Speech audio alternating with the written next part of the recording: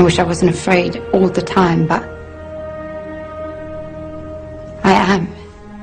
I know this world is screwed up, believe me, I know it better than most. Which is why I wanted to ask if there's anything I can do to help make it right. Please let me know. If you wish.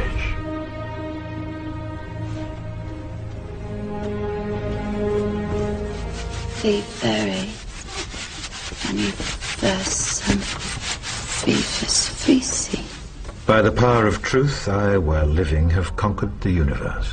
Personal motto? From Faust. That's about trying to cheat the devil, isn't it? It is. And speaking of the devil, I was wondering if your offer to help was still standing. Of course. It appears that unforeseen circumstances have accelerated my original plan. As a result, I'm in need of someone with some theatrical skill. I'll do my best. I believe you will. We are consciousness. All that is, has been, and ever will be. There is nothing to fear. Whatever happens, we are always that. Mind fears, because it's programmed to fear. When we're conscious, there's no fear in this. It's a shake of the head. Pathetic. Pathetic. Pathetic. And we need to do this. Compliance. We need to challenge that. Not with violence, not even with aggression. We just need not to fight it. We need to walk away, because without our acquiescence, it cannot survive. You know, when you look at a pyramid, we've been manipulated to believe the power in a pyramid is at the top. It ain't. The top of the pyramid is there because the rest of the pyramid's holding it up. We're holding this whole thing together. There's this story I told many years ago of a British comedian called Larry Grayson, who died. I kind of knew him vaguely, and not closely, but vaguely. And I went to his memorial service in Covent Garden, and this other comedian did this tribute to his life in which he read out this story that Larry Grayson had told him. When they were going around the variety halls and the theatres in the 60s, they had this all-male show. And Larry Grayson was the only woman in it because he's dressed up as a woman. And he said that the end of the show, the last scene, all the sailors, all the men came on dressed as sailors, and they were singing Rule Britannia. You know, Rule Britannia, Britannia rules the waves. Oh, I'm very pleased for you. Okay? And as it built up, Larry Grayson would come on dressed as Britannia with the helmet and the shield, and he would be manhandled up the side of this pyramid to the top for the big finish. And he said one night, he said things seemed to be going rather well. He said, and then I noticed that a sailor in the bottom left-hand corner had got rather a cough. And this cough got worse and worse and worse to the point where the sailor couldn't stay in the pyramid anymore and stepped out of it. Larry Grayson, symbolic of this elite at the peak of the pyramid, ended up in the second row. And the elite, the power center, had done nothing to bring about this. One sailor, the bottom of the pyramid, had got a cough. And the whole thing collapsed. And I listened to that and I thought, my God, yes, that's it. We, the powerless people, are holding the powerful people up there, and they know that.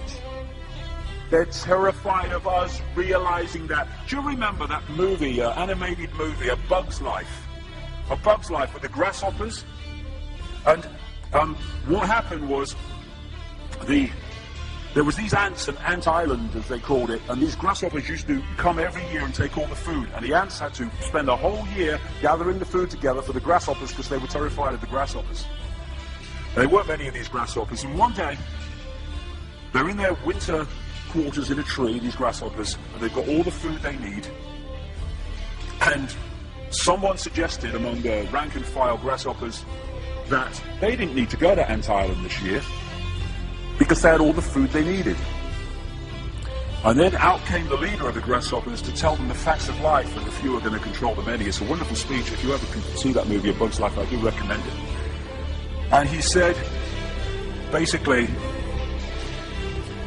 They outnumber us 100 to 1. And if ever they figure that out, there goes our way of life. So we have to keep the pressure on, basically. We have to keep them working, so they don't figure out where the real power is. And that's why this network of manipulation works so hard to keep us in these states. Like I said earlier, what are people leaving foreclosed homes for? Foreclosed by banks that have caused the unemployment that lead to them having to leave their homes.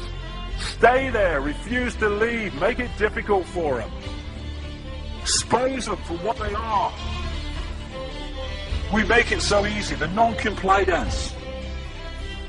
No longer will we just do it because we're told to do it. Is it just? Is it right? Okay, I'll do it. Is it unjust? Is it not right? I ain't doing it. We start to make the decisions on what we will and will not do based on our values and not some imposition from the dark suits. These people are gonna give me, grant me, or grant me not my freedom. I'm all that is. You can't grant me freedom. No one can grant me freedom. I am freedom. It's what I am.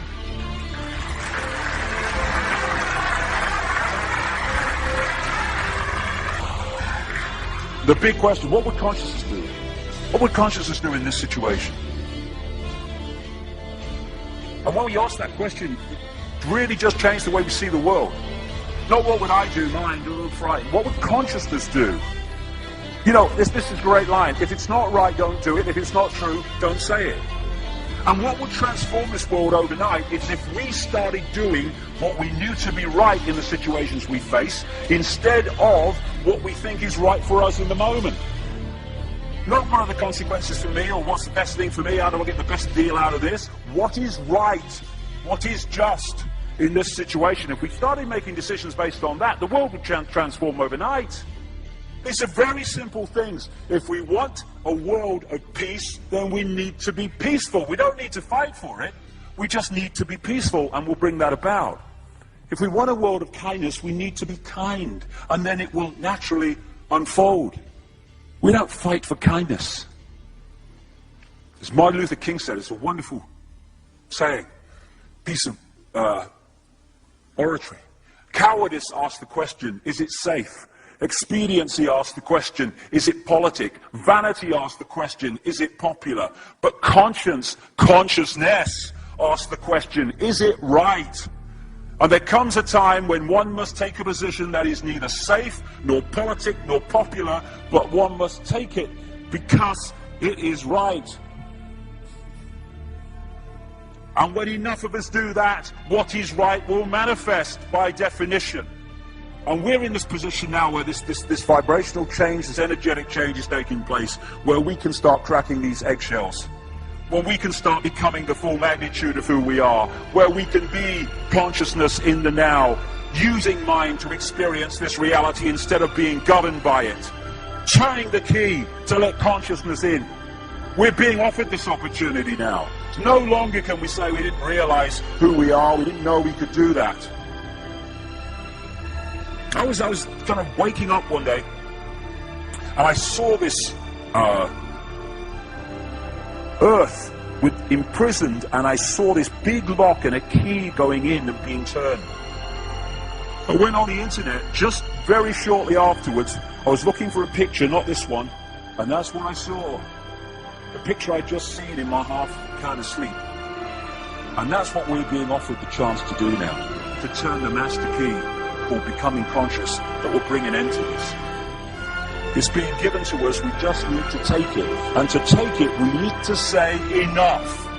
Enough of being enslaved by these people, enough of being enslaved by our manipulated ignorance, enough of being enslaved by the fear of being who we are.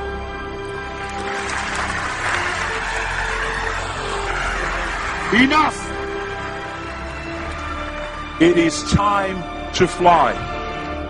It is time to fly. Thank you very much.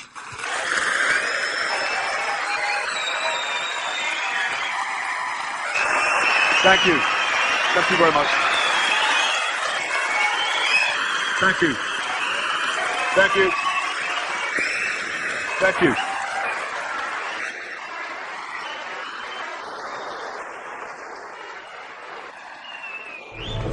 Enemy is approaching fast. Requesting orders. General, what should we do? There's no response from command or from party leader Creedy.